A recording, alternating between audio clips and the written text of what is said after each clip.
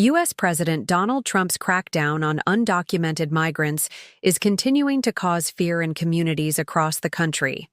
The president has previously said that he has no choice and that deporting those who are in the country legally is common sense, but there is an economic consequence to these deportations. Many small businesses are owned by undocumented migrants or rely on them as workers. And nowhere is that more true than New York, home to an estimated 500,000 undocumented immigrants, from where our correspondent Michelle Flory sent in this report. This is the part that makes it nice and toasty. Sarah E. Marquez came to the U.S. aged 6 years old. She runs this 11-year-old restaurant in Staten Island with her father for her.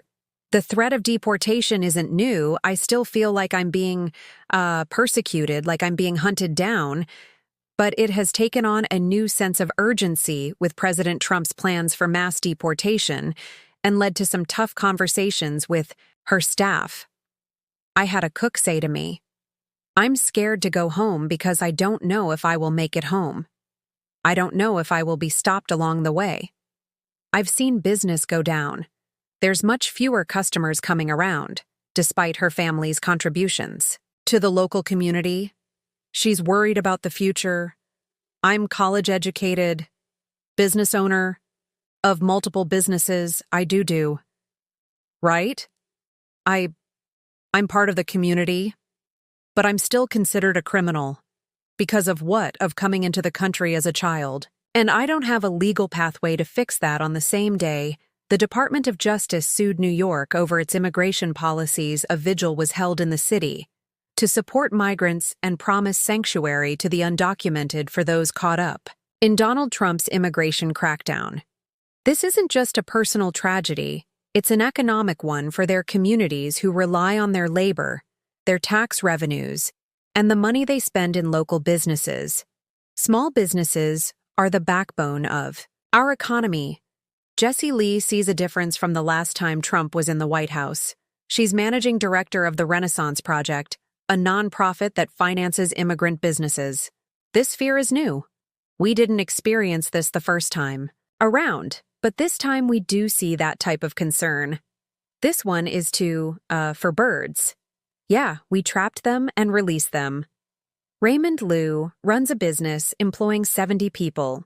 He came to the U.S. legally from China and understands what motivates people to seek a life here. I would imagine everybody come to the country, legal or illegal. We want to work hard and, just do well, established ourselves, right? That's the American dream.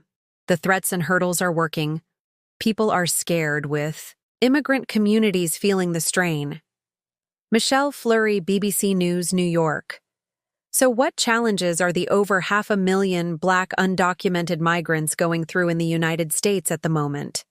Well, earlier I spoke to Eswive Bello, the founder of the Cameroon American Council. I began by asking her to explain what immigration actions the Trump administration had taken. So far, pretty much just revived some of his old first-term policies.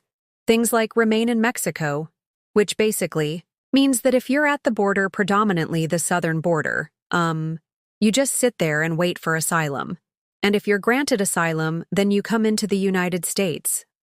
So that he just revived things like the African ban, or as others have called it, the Muslim ban. We at the Cameroon American Council, we call it the African band because many of the countries on that band, Somalia, Libya, are African countries, right? And with the Muslim ban, African ban pretty much is saying that people from predominantly Muslim countries will have just a harder time getting through. So those are some of the policies that he just revived from Trump 1. President Biden, for instance, refused to extend TPS for South Sudan and Camion R. We don't expect Trump to extend it either. But we're fighting for it, though. During Trump 1, what Trump did was that he actually cut TPS, and TPS, for those who may not know, is temporary protective status. It's for undocumented People who in the U.S., so even with Trump won, he cut TPS for Ebola, affected countries, Guinea, Liberia, Sierra Leone. Some of the new things, though, that he's introduced is the birthright citizenship of where he's claiming that he can basically, decide that if you're born in the U.S. to parents who are UND document that you're not a U.S. citizen. What have they done? In terms of uncertainty for, small business owners, for example, who have hired or are undocumented migrants themselves, how has it affected, how they're doing business in the communities that you interact with? It has really caused a lot of folks' businesses to shut down. For instance, a lot of construction sites there's been a lot of reports, a lot of construction sites, have been on standstill because those without papers don't even come to work. Because when they come to pick you, you don't know who they're going to pick you, don't know who they're going to harass you. Respond to those who say that there were many who were taking advantage of loopholes within the immigration system to stay illegally, to operate illegally in the United States, that everybody must follow the law. I agree, everybody must follow the law when the law is applied evenly. So there will be loopholes. Why? Because when you don't apply the law, when there's anti-blackness, when you don't. For instance, there are policies like humanitarian parole.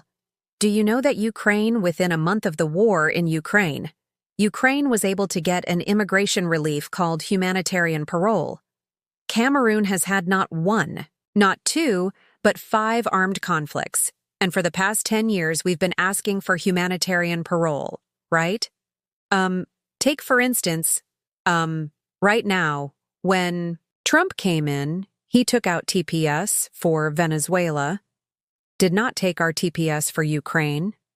It just goes to show that we have policies that are just not applied evenly. And when there's that kind of unequalness, it would create loopholes for people to survive.